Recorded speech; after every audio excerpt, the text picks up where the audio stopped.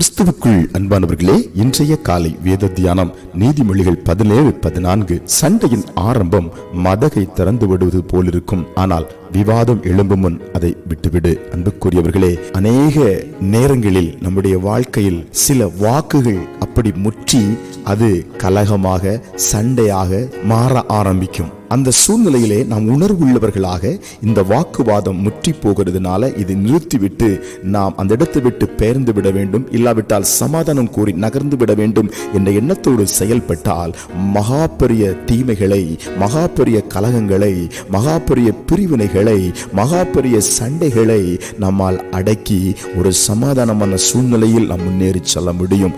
ஆரம்பம் மதகு திறந்து விடுவது போல இருக்குமாம். தண்ணீரை முதல்ல திறந்து விடும்போது கொஞ்சம் கொஞ்சமாய் தண்ணீர் வர ஆரம்பிக்கும்.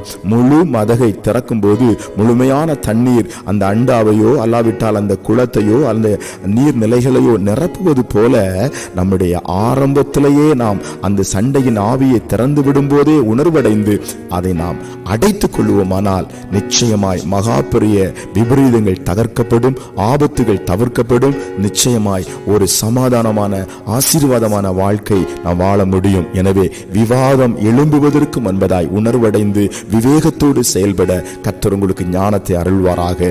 ஜெபிக்கலாம். அன்புள்ள பிதாவே, இந்த காலை வேளையிலும் கூட திறந்து விடப்பட்டிருக்கிற மதகுகள் இயேசுவின் நாமத்தில் அடைக்கப்படுவதாக. எழும்பி நிற்கிற விவாதங்கள் இயேசுவின் நாமத்தில் நிறுத்தப்படுவதாக. இப்பொழுதே கர்த்தர் ஒவ்வொரு இடங்களிலும் வாய்களிலும் காவல் வைத்து அவர்கள் சண்டையின் ஆவிகளை, கலகத்தின் ஆவிகளை, விவாதத்தின் ஆவிகளை முறையோடு ஆண்டவர் அகற்றி உம்முடைய பிள்ளைகளை ஆசீர்வதிக்கும்படி ஜெபிக்கிறேன். இந்த காலை வேளை முழுவதும் உம்முடைய பிரசன்னம் பிள்ளையோடு இருக்கட்டும். இயேசுவின் நாமத்தில் ஆமென்.